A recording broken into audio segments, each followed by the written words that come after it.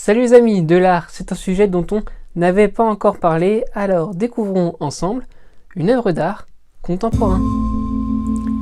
Im est une sculpture en ronde bosse, sans véritable socle d'ailleurs, faite de cire et de résine de polyester.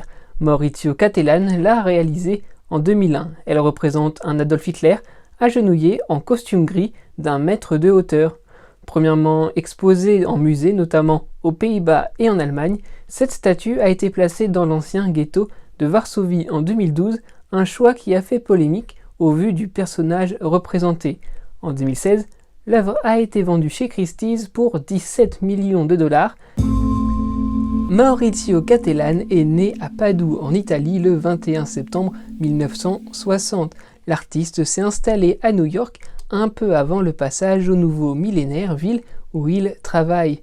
Si l'on fait une petite revue de ce qui lui est consacré dans la presse, on peut entre autres trouver dans Libération en juin 2011 qu'il est une célébrité atypique mais aussi une marque à succès du supermarché de l'art où les produits doivent être identifiables rapidement, le comparant entre autres à Jeff Koons. Dans Le Point aussi en janvier 2012 où il est qualifié de provocateur. C'est vers la fin des années 1980 qu'il commence son œuvre de manière autodidacte. Pour le décrire, il convient non pas de se concentrer sur sa personne, mais plutôt sur son comportement, son attitude. Il aime la provocation et manie assez bien l'ironie qu'il pousse parfois à l'extrême. C'est le cas par exemple avec Nona Aura, une statue grandeur nature du pape Jean-Paul II écrasée par une météorite. C'est le cas aussi de Comédienne, une œuvre dont nous avons sûrement tous entendu parler il y a quelques mois de cela. Rappelons qu'elle a été vendue pour presque 110 000 €. L'artiste s'est d'ailleurs exprimé à propos de cette provocation en disant que la réalité est bien plus provocante que son art. Il avait alors ajouté que voir son travail comme provoquant revient à rejeter la provocation de la réalité et fermer les yeux sur le monde dans lequel nous vivons. Comble ultime de son attitude, s'il fallait en trouver un, sa galerie. Elle est située à New York, cette Wrong Gallery. Elle est fermée en permanence et rien ne s'y vend. Se pose-t-il en marge de ce monde de l'art? Oui, clairement. L'est-il? Pas vraiment, et même plutôt pas du tout, puisqu'il fait partie des artistes les plus collectionnés de son vivant. Je vous ai précédemment indiqué que cette sculpture représente Adolf Hitler agenouillé, mains croisées et levant son regard vers le ciel. L'installation de l'œuvre est très importante dans son appréhension. En effet, les spectateurs la découvrent de derrière, c'est-à-dire qu'ils ne voient qu'un homme en costume gris à genoux. Une fois qu'ils ont fait la démarche de passer devant, ils voient le visage de la statue et l'effet de surprise est total. Le ressenti doit lui aussi être assez terrifiant. Maurizio Cattelan aime faire appel à des figures célèbres dans ses œuvres. C'est le cas, on l'a vu, avec le pape Jean-Paul II dans Nona Aura, mais c'est aussi le cas dans cette œuvre avec le dictateur nazi.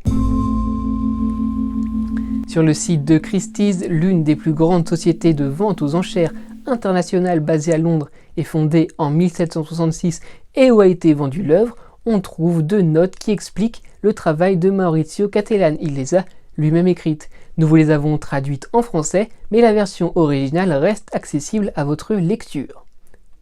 Je voulais le détruire par moi-même. Chaque jour, j'ai changé d'avis 1000 fois. Hitler représente la peur pure. Il est l'image de la douleur intense. Rien que de prononcer son nom fait mal. Pourtant, ce nom a conquis ma mémoire. Il vit dans ma tête même s'il reste tabou. Hitler est partout, entend le spectre de l'histoire, même s'il est tabou et entouré d'un drap de silence. Mon but n'est pas d'offenser quelqu'un. Je ne veux pas créer un nouveau conflit ou faire de la publicité.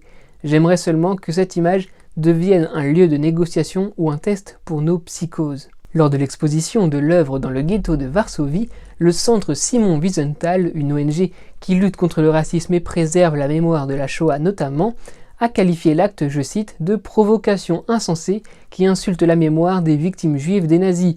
Pourtant, le grand rabbin de Pologne avait donné son accord, voyant dans l'œuvre une valeur éducative.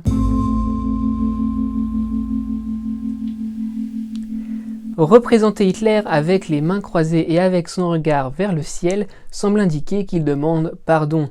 Les faits historiques aident inconsciemment à penser cela. La taille du corps, 1 mètre environ je le rappelle, fait aussi penser à un enfant.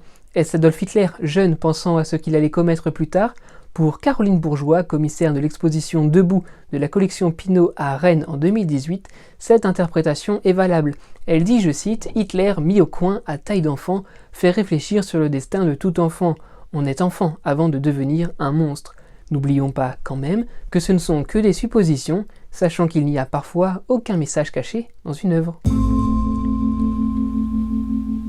Quand on s'intéresse à l'œuvre de Maurizio Cattelan, une autre œuvre va de pair avec Hymne. Il s'agit d'Ave Maria, une œuvre représentant 3 bras tendus collés au mur au niveau de l'épaule avec un angle qui rappelle très fortement le salut nazi. Il l'a réalisé en 2007.